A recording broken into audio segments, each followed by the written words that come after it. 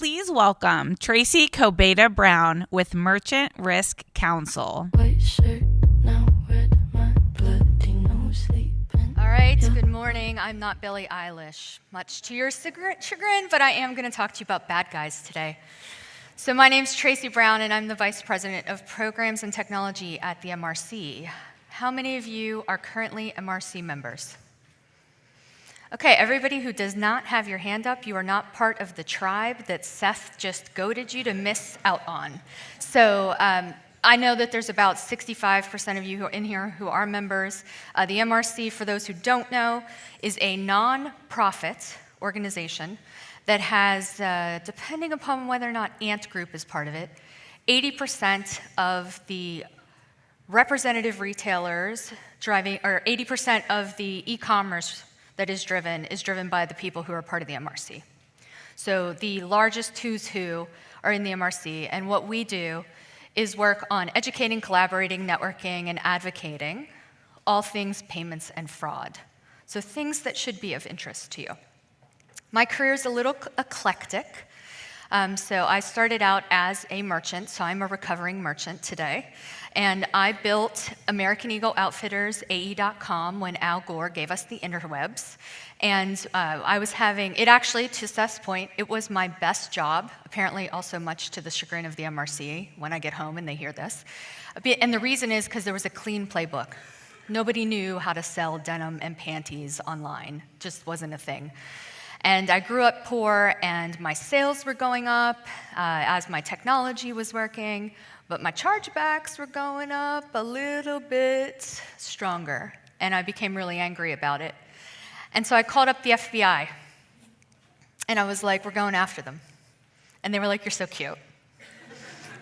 That's not how this works. That's not how any of this works. So I started doing a bunch of work. That's how I was part of the original MRC group. And from there, I was one of the original chairwomen, did it for a number of years, became American Eagle CISO, had a midlife crisis, got a master's degree in video games, was a semi-professional gamer for a while, did some consulting, and now I'm here in semi-retirement.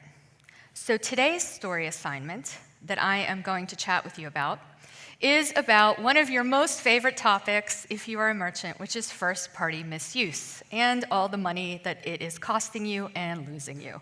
So I'm going to define it because I promise you there's people in here who probably don't know what it is. I'm going to talk about why it's happening, how big of a problem it is, what you guys are doing about it, and what else can be done about it.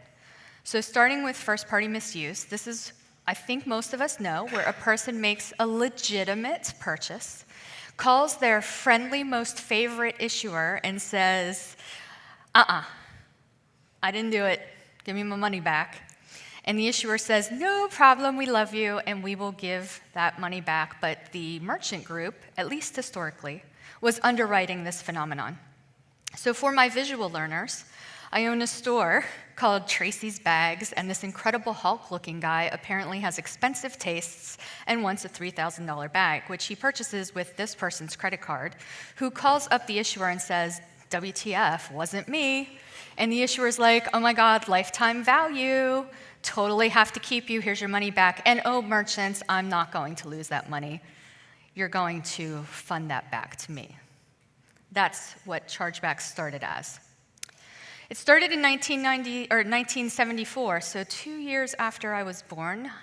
I had to update my slides acknowledging I'm 30 years into this now. And it came as part of the Fair Credit Billing Act because it was designed for mistakes. So when I was at American Eagle Outfitters, and we had, I think at the time, maybe 800 stores, settlements used to be batch file over modems. And occasionally, people would dual process the batch files, and we would have people get double charged on credit cards. And if we didn't catch it, we would have to hurry up and reverse it.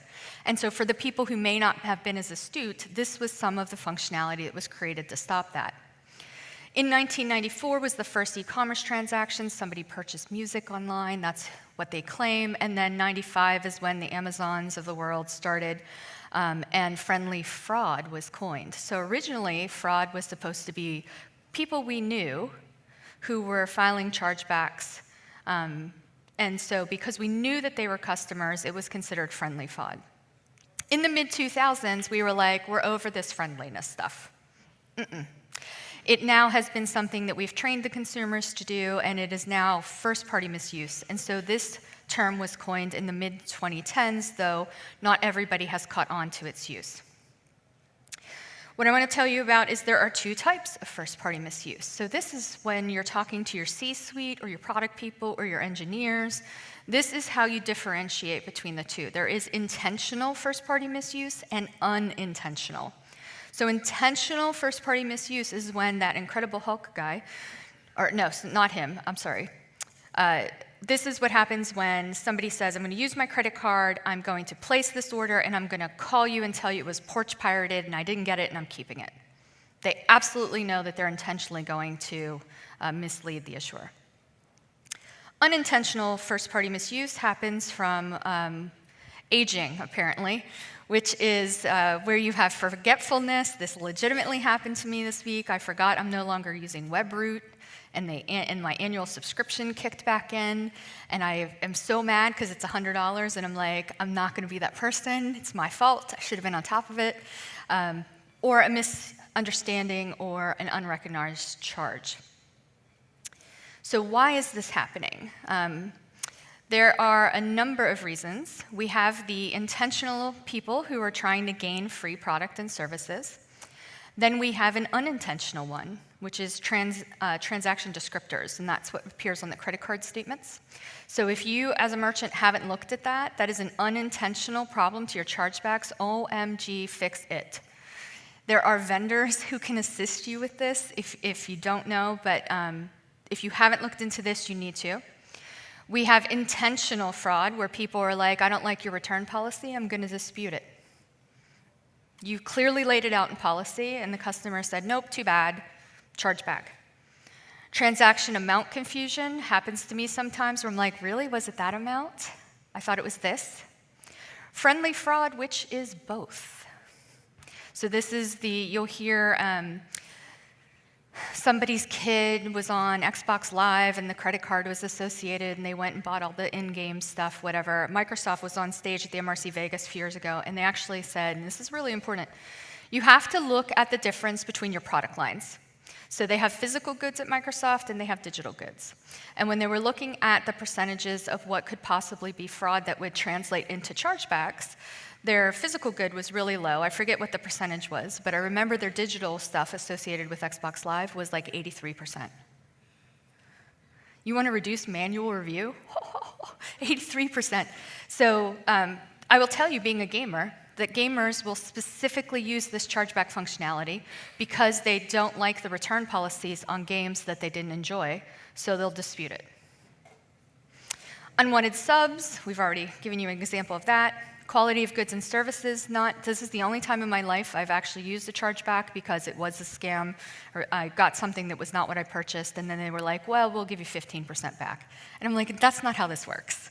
Let me explain. I'm going to track your IP address and shut you down everywhere. So, no, I am that person. I'm going to tell you a story in a minute. And then buyer's remorse, where later, I decided I don't want to do it. So, some of you should recognize this. I know Diana and team are going to talk about refund abuse and policy abuse in a little bit, but this is Bob's refunding handbook. How many people have seen Bob's refunding handbook? Okay, not everybody.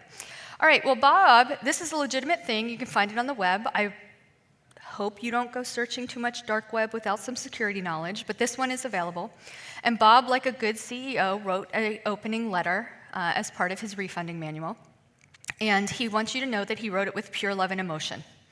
Okay, he's very committed because this is his passion. Bob is passionate about refund theft. Not entirely a bad guy, though. He has only helped 8,000 refunds, keeping only 500 for himself. Right? But here's the part that I want you to hear. What he has figured out is he is selling how to manipulate the system of your company. He's not just abusing policies. He has figured out that this company's distribution center at the return warehouse doesn't actually talk to the fraud AI models, that they know that they want a lifetime value because if they keep you, you're more likely to spend X amount of money. They're manipulating the system of your company. And like any good internet troll, he wants to make sure that you have some brain cells if you're going to participate in this type of theme.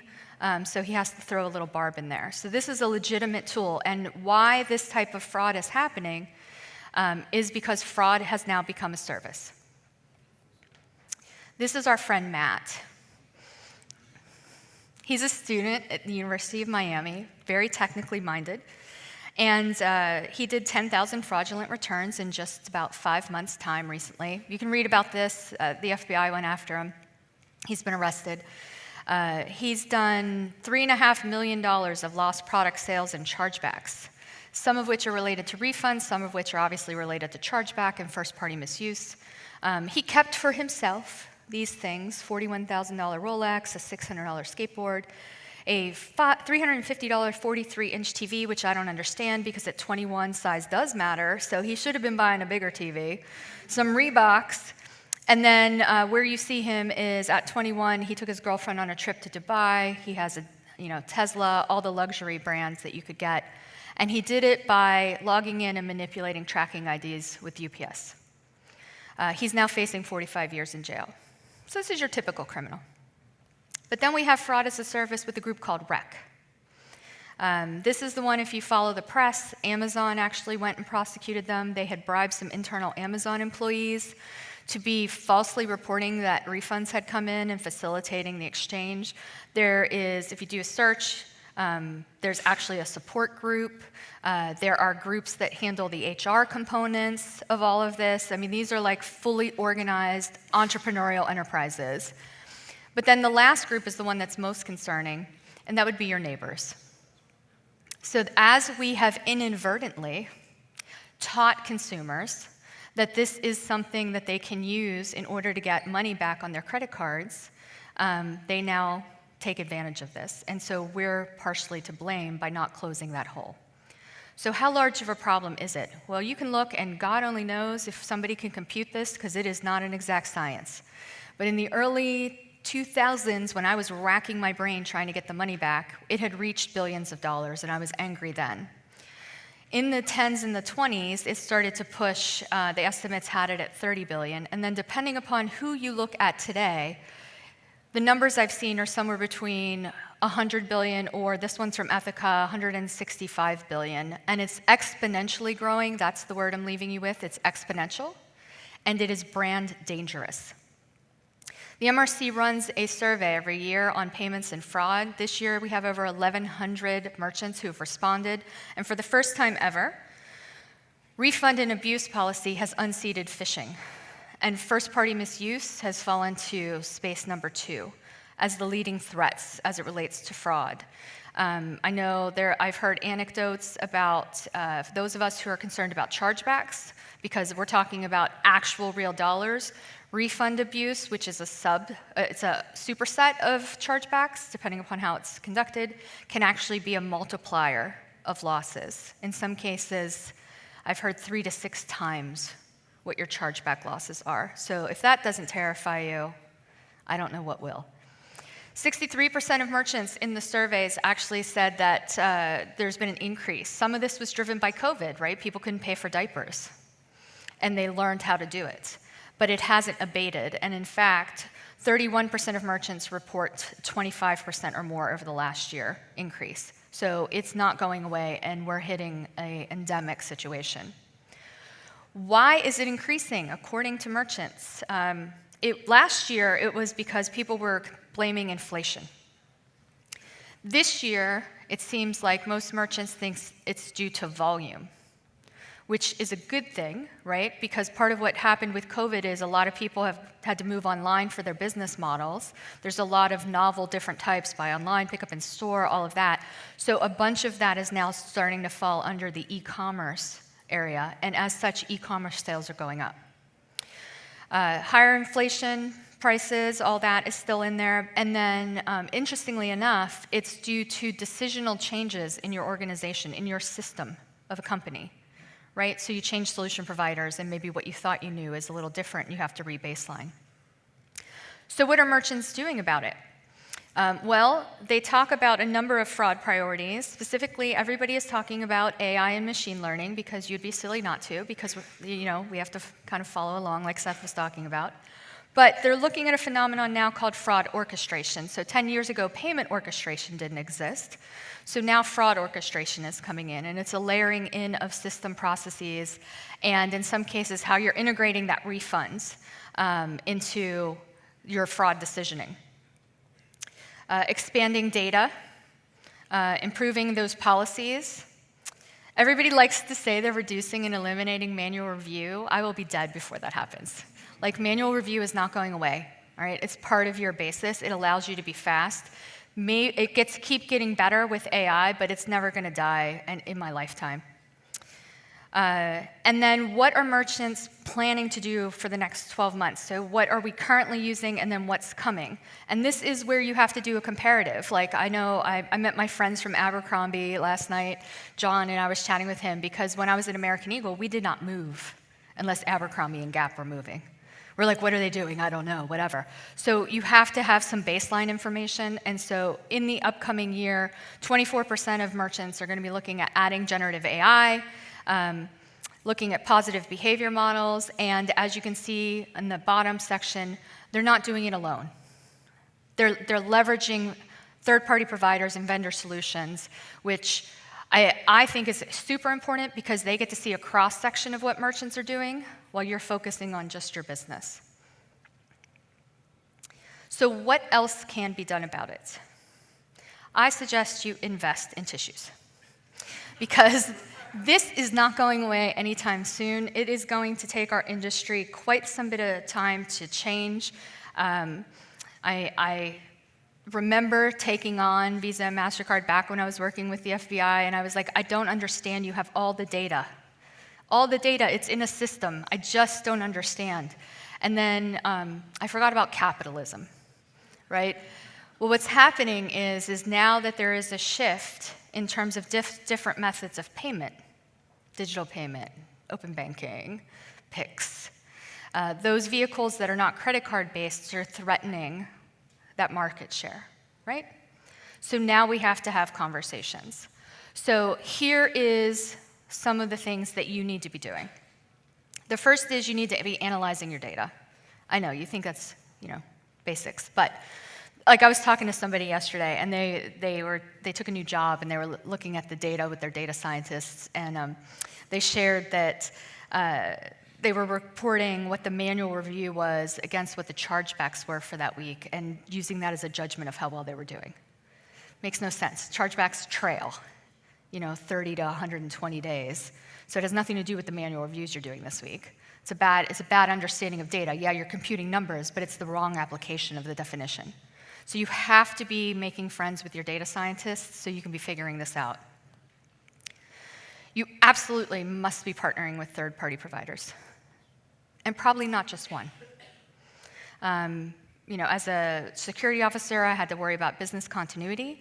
You need to have multiple friends in the space and be looking at who's doing it best, better, and if something breaks, how you're handling that second one. During the holidays, there were actually some outages with the banks, and people were missing out during that Black Friday window on processing.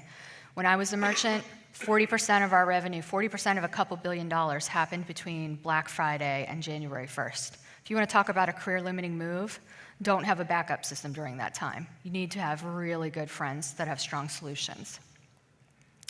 Understand Visa, Compelling Evidence, and MasterCard's upcoming program, First Party Trust.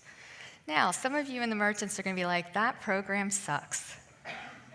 I know you think that. And in some cases, for your business model, it may today. But 20 years ago, I couldn't get them to help me. And here we are 20 years later, and they're starting to put in programs, and why is that? Capitalism. Because as problems continue to exponentially grow, they run the risk of it being regulated and being told to them. So instead, it's easier to put programs in. And this is some of the work that the MRC has done, where we've sat down with the largest merchants, took their data, had it anonymous so that their lawyers didn't get upset, if you will, and looked for common themes, and that is part of what influenced Compelling Evidence 3.0. You have to approach this as a first-time program, and then participate in the advocacy efforts.